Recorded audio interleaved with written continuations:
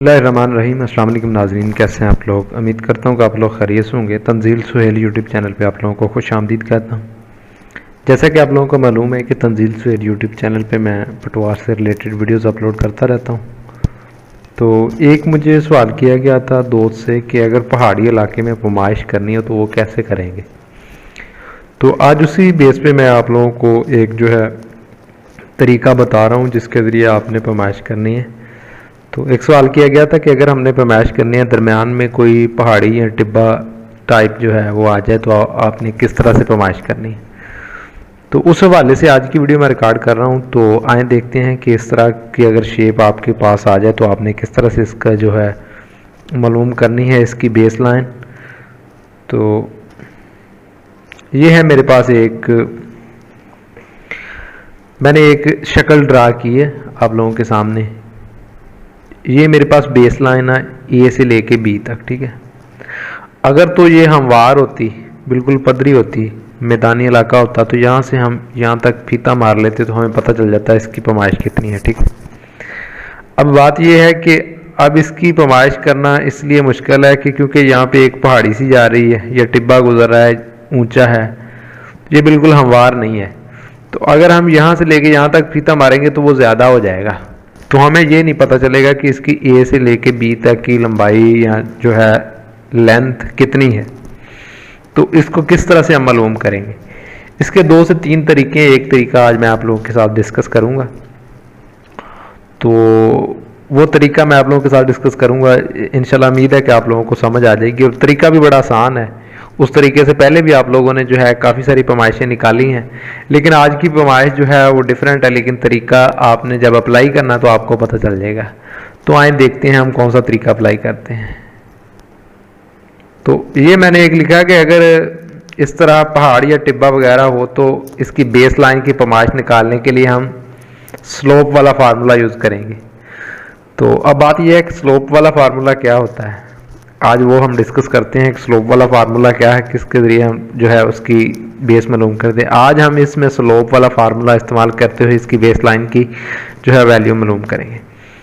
तो मैंने क्या किया, मैंने जो बी पॉइंट है ना मेरा, यहाँ पे मैंने एक बांस जो है वो लगा दिया, ठीक है। एक सीधा बांस लगा दिया जो इस जो है टिब्बा या पहाड़ी इससे ऊंचा है काफ़ी, ठीक है।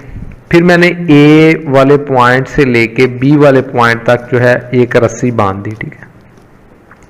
ए वाले पॉइंट पे जो है एक पॉइंट रख के और उसके बाद यहाँ तक रस्सी बांधी के जो ये पहाड़ी गुजरी है या टिब्बा गुजर रहा है ना, इसके ऊपर से क्रॉस हो रहा है, ठीक है। तो मैंने यहाँ पे इसको रस्सी बांध दी। उसके बाद फिर मैंने क्या किया कि यहाँ से लेके यहाँ तक जहाँ पे रस्सी बांधी थी ना, वहाँ से लेके बी जो है हमारे पास, उसकी पैमाइश कर ली जो मेरे पास 90 फुट आई, ठीक है। उसके बाद मैंने रस्सी की पैमाइश कर ली यहाँ से लेके यहाँ तक, ठीक है, जो मेरे पास 140 आई। तो ये स्लोप वाला फार्मूला था। यहाँ से आपने स्लोप पे एक जो है ना रस्सी बांध के ना ए से लेके बी पॉइंट तक जो रस्सी की पैमाइश कर ली, ठीक है। और उसके बाद मैंने एक पैमाइश यहाँ से लेके यहाँ तक जो है बांस की कर ली, जो बांस मैंने लगाया था, ठीक है।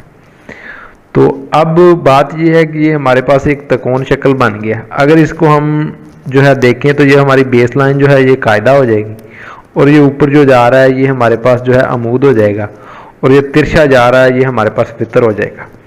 अगर हम इसी शक्ल का जो है कायदा मालूम कर लें तो हमारे पास ये बेस लाइन आ जाएगी। जिस तरह मैंने आपको बताया था ना कि आपने इस तरह की जो है सवाल पहले भी सॉल्व किए हैं, लेकिन सिर्फ इसको सॉर्ट आउट करना थोड़ा सा मुश्किल है। सॉर्ट आउट आपने इस तरह से किया है कि एक बांस लगा दिया, बांस लगाने के बाद यहाँ से लेके यहाँ तक एक जो है रस्सी बांध दी, रस्सी बांधने के बाद ए से लेके सी तक पैमाइश कर ली जो हमारे वितर आ गया, और बी से लेके सी तक पैमाइश कर ली जो हमारे पास अमूद आ गया। अब दोनों हमारे पास वितर और अमूद हैं, तो कायदा हम किस तरह से निकाल लेंगे वो हम पहले ही पता है। तो अब मैंने ये एक डिटेल भी लिख दी है, वही भी सेम उसी तरह लिखी कि हमने इसका कायदा मालूम करना है। कायदा मालूम करने का हमारे पास तरीका यह है कि वितर का स्केयर नफ़ी, अमूद का स्केयर और दोनों का अंडर रूट। वितर हमारे पास 40 था और अमूद हमारे पास 90। जब 140 का मैंने स्केयर किया तो मेरे पास 19,600 आया, और उसके बाद जब मैंने जो है 90 का स्केयर लिया तो मेरे पास 8100 आया, ठीक है। मैंने 19,600 में से 8100 नफ़ी किया तो मेरे पास 11,500 है। तो 11,500 का मैंने जज़र ले लिया।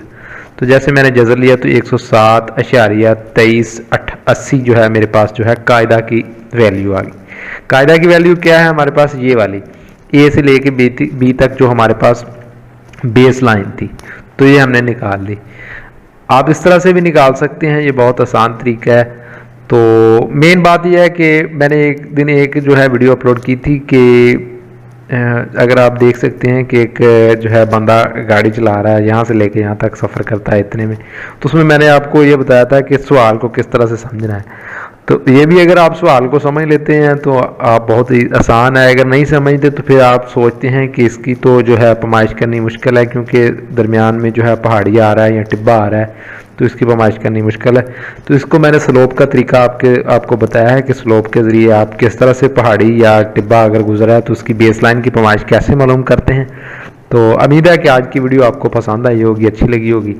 अगर आपको आज की वीडियो अच्छी लगी है तो आप तंजील सुहेल यूट्यूब चैनल को सब्सक्राइब कर दें और बेल आइकन पे क्लिक कर दें, ताकि मज़ीद आपको अच्छी अच्छी वीडियोस देखने को मिलती रहें। बाकी मेरा एक और चीज़ थी, अक्सर लोग ये कहते हैं कि आप MCQs जो है MCQs डिस्कस करें, MCQs बताएं, MCQs पे ही वीडियो बनाएं, पेपर में MCQs आने हैं। तो मेरी आप लोगों से गुजारिश ये है कि MCQs तो आने हैं पेपर में, लेकिन MCQs एक ऐसी जो है हमारे क्वेश्चंस होते हैं, अगर आपने थ्योरी डीपली पढ़ी है तो आप MCQs बआसानी से हल कर सकते हैं। तो जो मैं सिलेबस कवर कर रहा हूँ, तो अगर आप डेली बेस पे देख रहे हैं तो इंशाल्लाह आप जो है बआसानी जो है आप कवर कर लेंगे।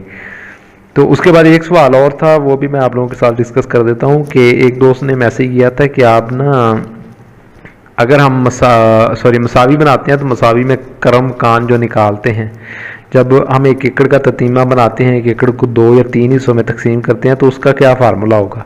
तो उसका मैंने उसे बताया था कि फार्मूला उसका ये होगा कि आप अगर देख लेंगे जो आपका ततीमा बन रहा है, जो आपका एकड़ 2 हिस्सों में या 3 हिस्सों में डिवाइड हो रहा है ना, वो कोई ना कोई शेप तो दे रहा है, या तो वो मुस्ततील की शेप दे रहा है, या वो त्रिकोण की शेप दे रहा है, या वो जो है मरबा की शक्ल दे रहा है।